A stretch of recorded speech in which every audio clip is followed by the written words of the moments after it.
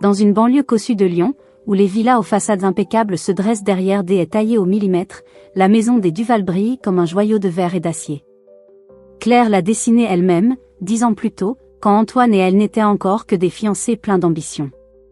Chaque ligne, chaque angle, chaque choix de matériaux portait la marque de son regard. Des baies vitrées qui laissent entrer la lumière du matin comme une caresse, des parquets en chêne clair qui réchauffent l'atmosphère, des murs blancs ponctués d'œuvres d'art qu'elle a dénichées dans des galeries confidentielles. À 35 ans, Claire Duval est architecte d'intérieur, une femme discrète dont l'élégance naturelle passe inaperçue aux yeux de ceux qui ne savent pas regarder.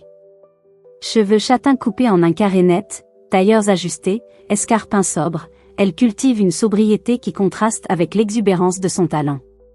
Ses clients la décrivent comme précise, exigeante, visionnaire. À la maison, elle est simplement Claire, l'épouse d'Antoine, la belle-fille de Viviane, la femme qui fait tourner la maisonnée avec une efficacité silencieuse. Pourtant, depuis quelques mois, une fissure invisible s'élargit dans le béton armé de leur existence. Antoine rentre tard, toujours plus tard. Ses costumes sentent un parfum qu'elle ne reconnaît pas, un mélange de jasmin et de musc trop entêtant pour être le sien. Il évite son regard quand elle pose des questions anodines, « Comment s'est passée ta journée ?» et répond par des monosyllabes. Les dîners, autrefois animés de discussions sur des projets communs, se réduisent à des silences pesants entrecoupés du bruit des couverts. Claire remarque les détails, comme toujours. Une facture de restaurant pour 2 personnes un soir où Antoine prétendait être en réunion. Un message sur son téléphone qu'il efface trop vite. Un rouge à lèvres rose bonbon sur le col d'une chemise qu'elle n'a jamais vue. Elle range ses indices dans un coin de son esprit, comme on classe des dossiers en attente. Elle ne veut pas y croire. Pas encore point à la maison, ce sanctuaire qu'elle a bâti de ses mains et de ses rêves, commence à ressembler à une cage dorée. Les objets qu'elle a choisis avec soin, le vase en céramique japonaise, le tapis berbère rapporté d'un voyage à Marrakech, semblent la narguer. Ils sont là, immobiles, témoins muets d'une harmonie qui s'effrite. Claire passe ses soirées seule, un verre de vin à la main, à contempler le jardin depuis la terrasse. Les lumières de la ville scintillent au loin, mais elles lui paraissent froides, distantes. Elle se surprend à douter d'elle-même. Est-ce elle qui a changé ? Est-elle devenue trop prévisible, trop rangée, trop Claire ?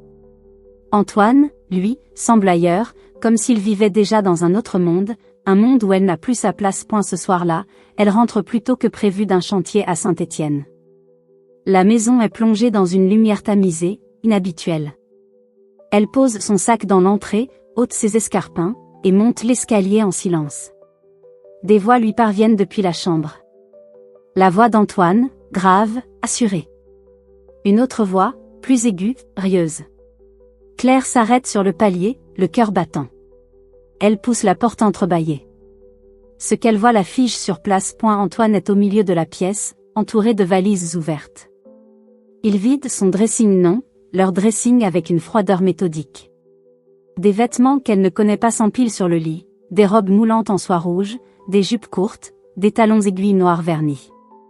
Un parfum entêtant emplit l'air. Assise sur le bord du lit, une jeune femme feuillette un magazine, les jambes croisées, un sourire narquois aux lèvres. Elle porte un chemisier en dentelle que Claire n'a jamais vu. À côté d'elle, Viviane, la belle-mère, se tient dans l'encadrement de la porte, les bras croisés, l'air triomphant. Qu'est-ce que c'est ? Murmure Claire, la voix tremblante. Antoine ne lève même pas les yeux. C'est elle qui habite ici maintenant, pas toi. La jeune femme Élodie, elle le apprendra plus tard, lève un sourcil, amusée. Viviane, elle, applaudit lentement, comme au théâtre. Enfin débarrassée. Le monde de Claire s'effondre en un instant. Les mots d'Antoine résonnent dans sa tête, martèlent ses tempes. C'est elle qui habite ici maintenant. Pas une question, pas une hésitation. Une sentence. Elle regarde les vêtements d'Élodie, soigneusement pliés, rangés dans son dressing, à la place de ses propres tailleurs, de ses robes en lin, de ses pulls en cachemire. Chaque pièce est une gifle. Antoine lui tend une valise vide, comme on tend un mouchoir à quelqu'un qui pleure. Fais tes affaires. Claire reste immobile un instant, incapable de bouger. Une partie d'elle veut hurler, frapper, arracher ses vêtements inconnus et les jeter par la fenêtre. Une autre partie, plus froide, plus calculée, l'observe comme depuis l'extérieur. Elle voit Élodie, avec son rouge à lèvres trop vif, ses ongles manucurés, son assurance de femme qui a déjà gagné. Elle voit Viviane, avec son sourire venimeux, ses yeux brillants de satisfaction. Et elle voit Antoine, cet homme qu'elle a aimé pendant 10 ans, qu'elle a soutenu dans ses ambitions, avec qui elle a construit cette maison, cette vie. Il ne la regarde même pas sans un mot, Claire prend la valise. Elle ouvre son côté du dressing, ce qu'il en reste, et commence à empiler ses vêtements. Un pull. Une chemise. Une écharpe. Chaque geste est mécanique, précis, comme si elle rangeait un chantier. Elle ne pleure pas. Pas encore. Elle sent les regards posés sur elle, lourds, moqueurs. Élodie murmure quelque chose à Antoine, qui rit doucement. Viviane s'approche, pose une main sur l'épaule de son fils. « Tu as bien fait, mon chéri. » Claire referme la valise. Elle descend l'escalier, ses pas résonnant dans le silence. Dans l'entrée, elle enfile ses escarpins, prend son sac. Elle ouvre la porte. L'air frais de la nuit lyonnaise lui fouette le visage. Derrière elle, elle entend Antoine murmurer à Élodie, « C'est fini, elle est partie. » La porte se referme avec un clic définitif. Dehors, la rue est déserte. Les lampadaires projettent des ombres longues sur le pavé. Claire marche jusqu'à sa voiture, garée sous un marronnier. Elle pose la valise dans le coffre, s'installe au volant. Pour la première fois, une larme coule sur sa joue. Puis une autre. Elle ne les essuie pas. Elle démarre, roule sans but pendant 1 heure, les lumières de la ville défilant comme un film en accéléré. Elle finit par s'arrêter devant un petit hôtel en périphérie, un de ces établissements anonymes où personne ne pose de questions. Elle prend une chambre, pose sa valise dans un coin, s'assoit sur le lit. La pièce sent l'humidité et le désinfectant bon marché. Sur la table de nuit, une Bible et un annuaire. Elle rit, un rire amer, sans joie. Cette nuit-là, Claire ne dort pas. Elle repasse chaque instant de la soirée dans sa tête, comme un architecte qui examine un plan défaillant. Comment en est-on arrivé là? Quand Antoine a-t-il cessé de l'aimer? Ou l'a-t-il jamais aimé? Elle pense à la maison, à tout ce qu'elle représente. Ce n'est pas seulement un toit, c'est son œuvre, son empreinte, le symbole de ce qu'ils étaient censés être. Et maintenant, Élodie y pose ses talons aiguilles, y étale son parfum, y efface 10 ans de sa vie. Le lendemain matin, Claire se lève tôt. Elle se regarde dans le miroir de la salle de bain, une glace fendillée qui déforme légèrement son reflet. Elle a les yeux rougis, mais son regard est dur, déterminé. Elle ne pleurera plus. Elle prend son téléphone, appelle son avocate, une amie de fac nommée Sophie. « J'ai besoin de toi. C'est urgent. » Sophie, sans poser de questions, lui donne rendez-vous dans leur point dans un café du centre-ville. Claire raconte tout. Les vêtements d'Élodie. Les mots d'Antoine. Les applaudissements de Viviane. Sophie écoute, prend des notes, fronce les sourcils. « La maison est à vos 2 noms ?» demande-t-elle. Claire hésite. « Non. Enfin, je crois qu'elle est au nom d'une société. » Antoine gérait tout ça. Sophie pose son stylo. « Il faut vérifier. Si tu as investi dedans, même indirectement, tu as des droits. » Claire rentre à l'hôtel, allume son ordinateur portable. Elle fouille dans ses archives, retrouve le contrat de mariage. Séparation de biens. Une clause qu'Antoine avait insisté pour inclure, prétextant protéger leurs carrières respectives. Elle avait signé sans lire, confiante. Erreur. Elle contacte le notaire qui avait officié, un homme grisonnant qui semble mal à l'aise au téléphone. La maison appartient à une SARL, madame. Monsieur Duval en est l'unique actionnaire. Le doute s'installe, plus lourd que la colère. Et si Antoine avait tout prévu? Et si cette maison, qu'elle a dessinée, payée en partie avec ses économies, ne lui appartenait pas du tout? Claire ferme les yeux, respire profondément. Elle n'est pas une victime. Elle est une femme qui a construit des rêves en béton et en verre. Elle reconstruira. Mais d'abord, elle doit comprendre. Elle ouvre un vieux disque dur, un reliquat des débuts de leur mariage, qu'Antoine avait laissé dans un tiroir. Des dossiers oubliés. Des mails. Des échanges avec un homme dont le nom ne lui dit rien. Des mentions de « la maison », des « héritages », de « transfert ». Son cœur bat plus vite. Elle hésite. Creuser plus loin, c'est risquer de découvrir une vérité encore plus douloureuse. Mais ne pas creuser, c'est accepter la défaite. Claire sauvegarde les fichiers sur une clé USB. Elle ferme l'ordinateur. Dehors, Lyon s'éveille, indifférente à son drame. Elle regarde par la fenêtre de l'hôtel, les voitures qui passent, les passants pressés. Elle pense à Antoine, à Élodie, à Viviane. Elle pense à la maison, à ce qu'elle représente. Et pour la première fois depuis la veille, elle sourit. Un sourire froid, déterminé. Ce n'est pas fini. Ce n'est que le début. Les jours suivants s'écoulent dans une brume de colère contenue et d'organisation fébrile. Claire a quitté l'hôtel anonyme pour s'installer chez Sophie, dans un appartement exigu du vieux Lyon où les poutres apparentes et les murs en pierre rappellent que même les bâtiments les plus anciens peuvent abriter des vies nouvelles. Le canapé-lit est inconfortable, mais il est à elle, pour l'instant. Chaque matin, elle se lève avant l'aube, boit un café noir dans la cuisine minuscule, et passe en revue les documents qu'elle a rassemblés, le contrat de mariage, les relevés bancaires de leur compte commun, les plans originaux de la maison qu'elle a dessinés de sa main. Elle trace des lignes rouges sur les marges, entoure des dates, note des questions.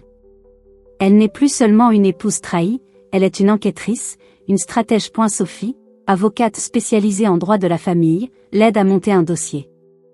Elle passe des soirées à décortiquer les statuts de la SARL, Duval Immobilier, cette coquille vide derrière laquelle Antoine s'est abrité. Claire découvre que la société a été créée 6 mois après leur mariage, avec un capital de départ qu'Antoine prétendait provenir de ses seuls honoraires. Pourtant, en croisant les dates, elle remarque un virement de 150 000 € provenant de son propre compte d'épargne, un compte qu'elle avait ouvert avec l'héritage de sa grand-mère. Elle se souvient vaguement d'avoir signé une procuration, un jour où Antoine était pressé, juste pour fluidifier les démarches. Elle avait fait confiance. Erreur numéro 2. Antoine, de son côté, savoure sa victoire. Des photos apparaissent sur les réseaux sociaux, Élodie posant dans le salon, un verre de champagne à la main, les jambes allongées sur le canapé en cuir italien que Claire avait choisi chez un artisan de Milan. Une autre photo montre Antoine et Élodie lors d'un dîner dans un restaurant étoilé, le même où Claire et Antoine avaient fêté leurs 5 ans de mariage. Les commentaires fusent. Magnifique couple, quelle classe, la maison est sublime. Viviane, bien sûr, est la première à liker, ajoutant un cœur rouge. Claire regarde ces images sur son téléphone, la gorge serrée. Elle ferme l'application, respire profondément. Elle ne leur donnera pas la satisfaction de voir sa douleur. Elle engage un détective privé, Marc, un ancien flic reconverti, discret et efficace. Il accepte de travailler pour un prix modéré, touché par l'histoire de Claire. J'ai vu trop de femmes se faire dépouiller par des maris qui se croient intouchables, dit-il en sirotant un café dans un bar de la presqu'île. Marc commence à suivre Antoine, ses déplacements, ses rendez-vous, ses appels. Les premières semaines, rien de bien surprenant. Antoine va au bureau, déjeune avec des clients, rentre tard. Élodie, elle, passe ses journées à redécorer la maison. Elle commande des meubles criards, des rideaux en velours violet, des tapis à motifs léopard. Chaque livraison est une nouvelle blessure pour Claire, qui reçoit les rapports de Marc par mail. Elle a fait enlever le vase japonais, écrit-il un jour. Claire ferme les yeux, imagine le vase brisé dans une poubelle. Mais Marc creuse plus loin. Il pirate légalement, avec un mandat les relevés téléphoniques d'Antoine. Des appels récurrents vers un numéro masqué, des SMS cryptés. Il suit Antoine jusqu'à un immeuble de bureaux anonymes dans le quartier de la Pardieu. Là, il le voit rencontrer un homme en costume, la cinquantaine, cheveux poivre et sel, air sévère. Marc prend des photos. L'homme s'appelle Bertrand, notaire. Claire fronce les sourcils. Ce nom lui dit quelque chose. Elle fouille dans ses souvenirs, retrouve une carte de visite dans un vieux carnet. Bertrand. Le notaire qui avait rédigé leur contrat de mariage. Coïncidence ? Elle n'y croit plus. Le conflit interne de Claire s'intensifie. Une partie d'elle veut tout lâcher, partir loin, recommencer à zéro. Elle a des contacts à Paris, à Barcelone. Elle pourrait vendre ses parts dans son cabinet d'architecture, disparaître. Mais une autre partie, plus forte, refuse de céder. Cette maison, c'est son œuvre. Ses économies. Son héritage. Et Antoine, ce traître, vit dedans avec sa maîtresse comme si de rien n'était. Elle imagine des scénarios de vengeance, révéler l'infidélité d'Antoine à ses associés, poster les photos d'Élodie sur les réseaux avec des commentaires assassins, engager un huissier pour saisir les meubles. Mais Sophie la tempère. La vengeance, c'est bien, mais la justice, c'est mieux. On va le faire tomber légalement. Marc apporte de nouvelles preuves. Antoine a détourné des fonds de clients pour financer la SARL. Des honoraires non déclarés, des commissions occultes. Il a utilisé l'argent pour payer les travaux de la maison, les voyages avec Élodie, les bijoux qu'elle arbore fièrement. Claire lit le rapport, les mains tremblantes. Ce n'est plus seulement une trahison conjugale. C'est une fraude. Un délit. Elle pourrait le détruire. Mais elle hésite. Si elle porte plainte, tout sera public. Son nom, celui d'Antoine, celui d'Élodie. Sa carrière pourrait en souffrir. Ses clients, conservateurs, pourraient se détourner. Et puis, il y a Viviane. La belle-mère, avec son réseau dans la haute société lyonnaise, ne manquerait pas de salir son nom. Claire était instable, dirait-il. Antoine a bien fait de la remplacer. Antoine passe à l'offensive. Un courrier recommandé arrive chez Sophie, une mise en demeure. Claire doit cesser tout harcèlement et toute tentative d'intrusion dans la maison. Sinon, Antoine portera plainte pour violation de domicile.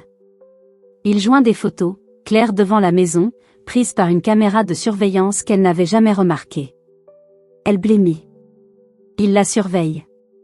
Il a peur. Ou il bluffe. Sophie sourit. Il est nerveux. C'est bon signe.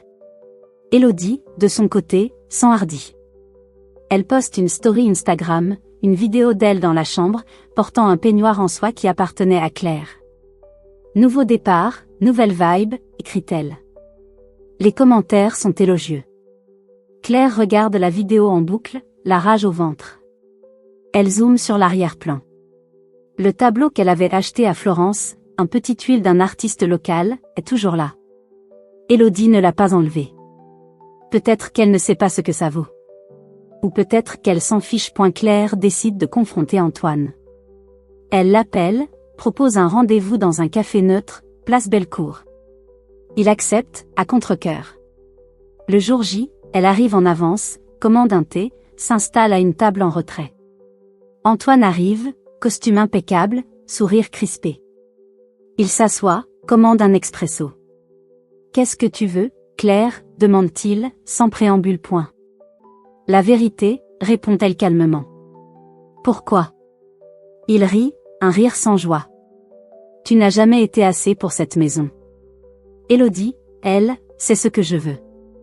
Elle est vivante. Toi, tu es prévisible. Les mots frappent comme des coups. Claire serre son tasse. Et la maison ? Elle est à moi autant qu'à toi. J'ai payé. J'ai dessiné. Antoine se penche, baisse la voix. La maison est à la SARL. Et la SARL, c'est moi. Tu n'as rien. Mais il y a quelque chose dans son regard. Une nervosité. Une fissure. Claire insiste. Et les fonds ? Les 150 000 € de mon héritage ? Il blêmit, juste une seconde. Puis il se reprend. Tu délires. Tu n'as aucune preuve. Elle sourit. J'en ai plus que tu ne crois. Il se lève, jette un billet sur la table. Laisse tomber, Claire. Tu vas te ridiculiser. Elle le regarde partir, le cœur battant. Il a peur. Elle le sent. Dès au retour chez Sophie, elle appelle Marc. Suivez-le. Plus près. Je veux tout savoir. Marc intensifie la surveillance. Il suit Antoine jusqu'à un parking souterrain, le voit remettre une enveloppe à Bertrand, le notaire. Il prend des photos. Il pirate les mails d'Antoine avec l'aide d'un informaticien ami. Des échanges avec Bertrand. Des mentions d'un testament. D'un héritage. D'une clause. Claire lit les mails, le souffle court. Sa grand-mère, morte 5 ans plus tôt, avait laissé un testament. Antoine l'a intercepté. Il a falsifié des documents pour s'approprier l'héritage. La maison. Tout point clair est dévasté. Ce n'est plus seulement son mariage qui est mort. C'est son passé, sa famille, sa confiance. Elle pleure, pour la première fois depuis le soir de son départ. Sophie la prend dans ses bras. On va le faire tomber. Claire rassemble les preuves. Les mets. Les relevés bancaires. Les photos de Marc. Les témoignages d'anciens clients d'Antoine, contactés discrètement, qui confirment les détournements. Elle engage un expert comptable pour analyser les comptes de la SARL. Les chiffres sont accablants. Antoine a volé. Pas seulement elle. Ses clients. Ses associés. Elle envoie une lettre recommandée à Antoine, via Sophie. Elle exige la restitution de la maison, une compensation financière, et la dissolution de la SARL. Sinon, elle porte plainte pour fraude, escroquerie, abus de confiance. Elle joint un échantillon des preuves. Juste assez pour le faire trembler. Antoine panique. Il appelle Claire, hurle dans le téléphone. Tu vas tout détruire. Ma carrière. Ma vie. Elle reste calme. Tu as détruit la mienne. Il propose un arrangement. Une somme d'argent. Une maison plus petite. Claire refuse. Elle veut la maison. Son œuvre. Son héritage. Et la confrontation finale a lieu dans la maison, un soir d'orage. Claire arrive avec Sophie et Marc. Antoine ouvre la porte, livide. Élodie est là, en robe moulante, un verre à la main. Viviane, dans un coin, observe, muette pour une fois. Claire entre, regarde autour d'elle. Les murs sont peints en doré. Les meubles ont disparu. Le vase japonais est remplacé par un horrible lustre en cristal. Elle sent les larmes monter, mais elle se reprend. Sors, dit-elle à Élodie. Élodie rit. C'est ma maison, maintenant. Claire sort les documents. Non. C'est la mienne. Elle explique tout. Les détournements. Le testament. L'héritage. Antoine s'effondre sur le canapé. Élodie blêmit. Viviane murmure, Antoine, qu'as-tu fait? Claire fait un choix. Elle portera plainte. Pas pour l'argent. Pas pour la vengeance. Pour la justice. Elle regarde Antoine dans les yeux. Tu pensais que j'allais me taire? Cette maison est à moi. Et je vais la reprendre. Elle tourne les talons, sort sous la pluie. Derrière elle, elle entend Élodie crier, Viviane pleurer, Antoine supplier. Elle ne se retourne pas, mais 3 jours plus tard, tout bascule. Claire est chez Sophie, en train de préparer le dépôt de plainte, quand le téléphone sonne. C'est Marc. Il y a du nouveau. Quelqu'un a sonné chez Antoine. Un homme en costume noir. Il a dit, Monsieur, votre épouse m'envoie. À propos de cette maison, Claire fronce les sourcils. Mon épouse? Mais je n'ai envoyé personne. Marc baisse la voix. Et il y a autre chose. J'ai suivi l'homme. Il est allé chez un notaire. Pas Bertrand. Un autre. Et il avait un dossier. Épais. Avec le nom de ta grand-mère dessus. Claire sent son cœur s'arrêter. Un nouveau mystère. Une nouvelle pièce du puzzle. Elle raccroche, regarde Sophie. Il y a quelque chose que je ne sais pas. Quelque chose qu'Antoine ignore aussi. Dehors, la pluie tombe plus fort. Claire regarde par la fenêtre, les gouttes ruisselant sur la vitre comme des larmes. Elle pense à la maison. À Antoine. À Élodie. À Viviane. Et à cet homme en costume noir. Qui est-il? Que sait-il? Et pourquoi parle-t-il de « son épouse » Le suspense est à son comble. Claire sait que la bataille ne fait que commencer. Mais cette fois, elle n'est plus seule. Elle a des preuves. Des alliés. Et une détermination inébranlable. La vérité, quelle qu'elle soit, est là, quelque part. Et elle la trouvera. Les jours qui suivent la confrontation sous l'orage sont un tourbillon de démarches, de nuits blanches et de café trop fort. Claire, Sophie et Marc forment une équipe silencieuse et efficace. Sophie rédige les actes, Marc surveille les moindres mouvements d'Antoine, Claire relit chaque ligne, chaque chiffre, chaque mail comme si sa vie en dépendait. Parce que c'est le cas. La plainte pour fraude, escroquerie et abus de confiance est déposée au tribunal de grande instance de Lyon. Les preuves sont accablantes, les virements détournés, les faux en écriture, le testament intercepté. Antoine reçoit la convocation par l'huissier un matin pluvieux. Marc, posté dans une voiture banalisée, le voit blêmir en ouvrant l'enveloppe. Élodie, à ses côtés, jette un regard paniqué avant de claquer la porte de la maison. Pour la première fois, le vernis craque. Le notaire Bertrand, celui qui avait aidé Antoine à maquiller les comptes, est entendu sous serment. Il craque en moins de 2 heures. Oui, il a falsifié des dates. Oui, il a antidaté des procurations. Oui, il a touché une commission. En échange d'une immunité partielle, il fournit des documents internes, des échanges de mets, des bordereaux de virement, une copie du testament original de la grand-mère de Claire. Ce document, caché dans un coffre depuis 5 ans, stipule noir sur blanc que la maison, le terrain, les plans, les fonds revient exclusivement à Claire, avec une clause de protection contre toute aliénation sans son accord écrit. Antoine n'aurait jamais dû pouvoir créer la SARL sans sa signature.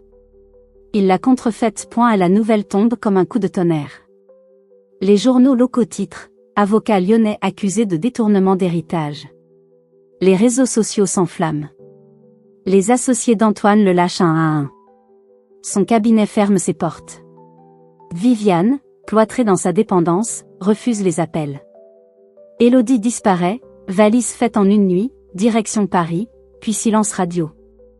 Marc la suit jusqu'à la gare de Perrache, elle monte dans un TGV, les yeux rougis, sans un regard en arrière.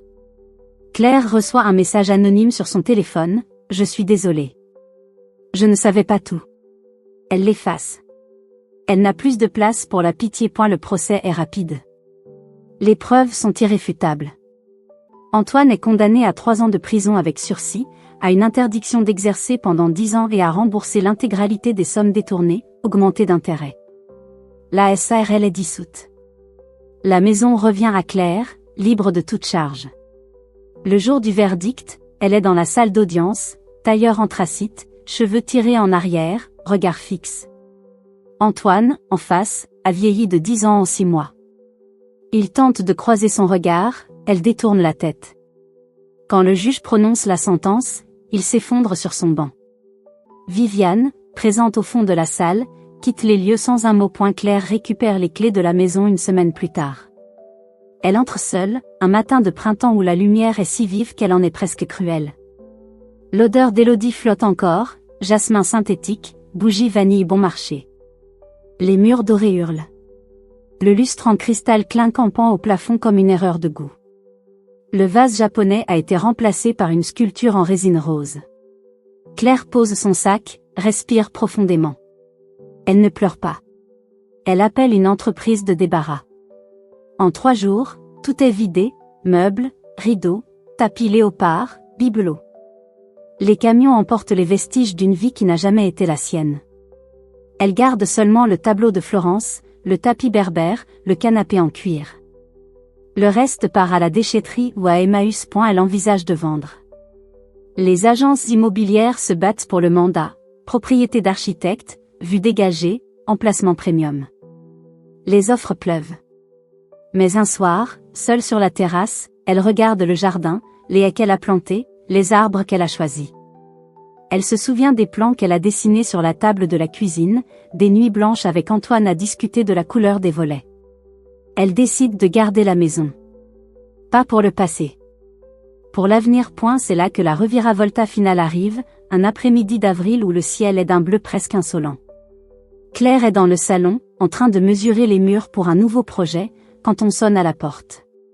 Elle ouvre.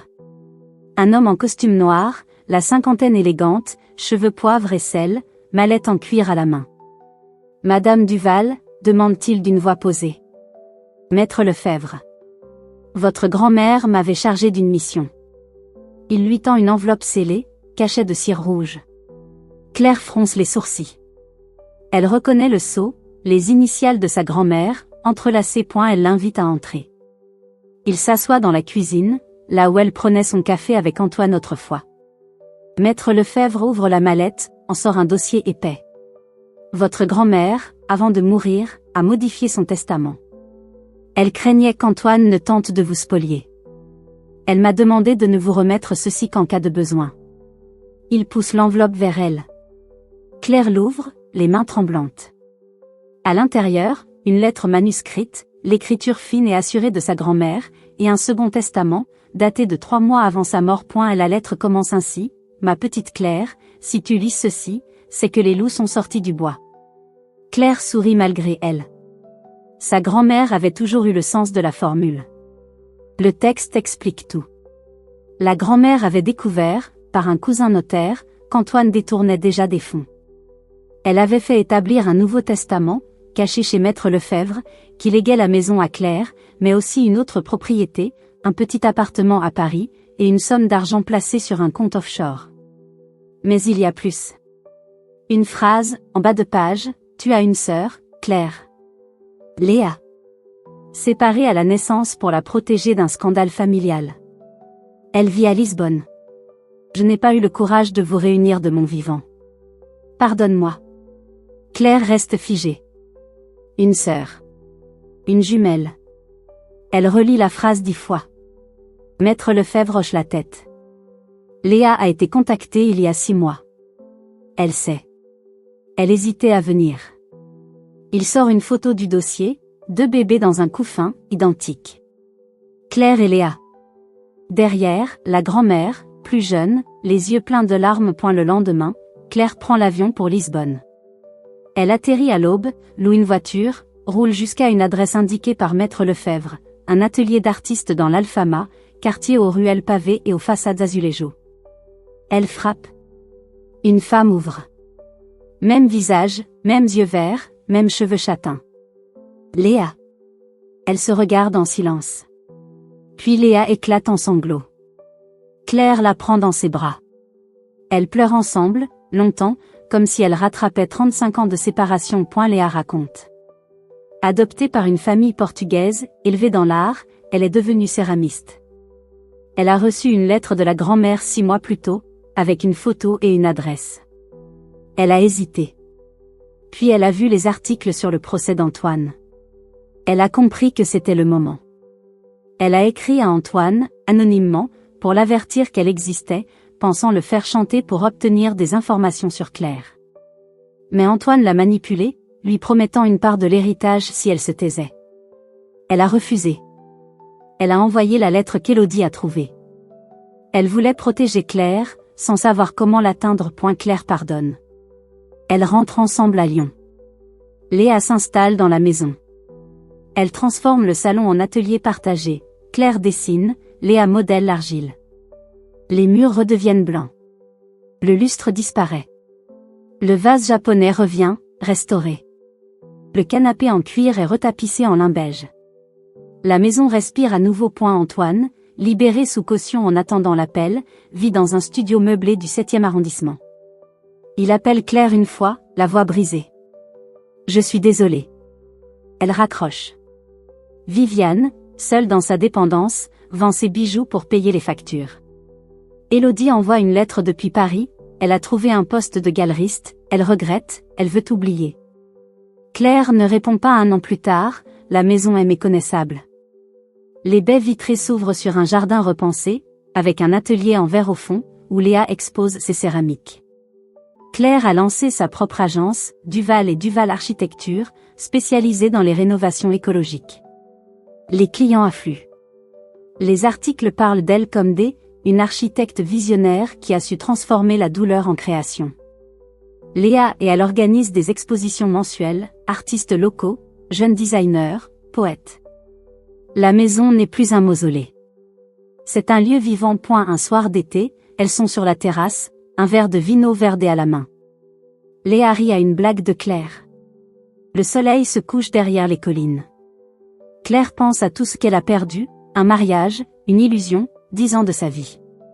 Et à tout ce qu'elle a gagné, une sœur, une liberté, une maison qui est enfin la sienne. Elle lève son verre. À nous. Mais la vie, même apaisée, réserve des ombres. Un matin d'octobre, une lettre arrive, sans expéditeur. Papier crème, écriture élégante. Une seule phrase, le passé n'est jamais vraiment enterré. Claire fronce les sourcils. Elle reconnaît l'écriture. Maître Bertrand? Un ancien associé d'Antoine? Ou quelqu'un d'autre? Elle montre la lettre à Léa.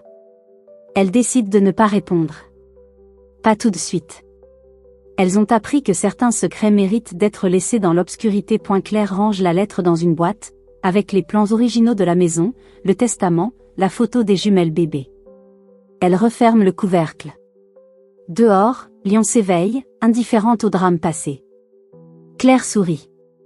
Elle a choisi la lumière. Elle a choisi de construire. Et si le passé ressurgit un jour, elle sera prête. Avec Léa à ses côtés, elle est invincible. À la maison, autrefois champ de bataille, est devenue un foyer. Un atelier. Un avenir. Et parfois, quand le vent souffle dans les arbres, Claire croit entendre la voix de sa grand-mère. « Tu as bien fait, ma petite. » Elle sourit. Elle a tout reconstruit. Mieux qu'avant.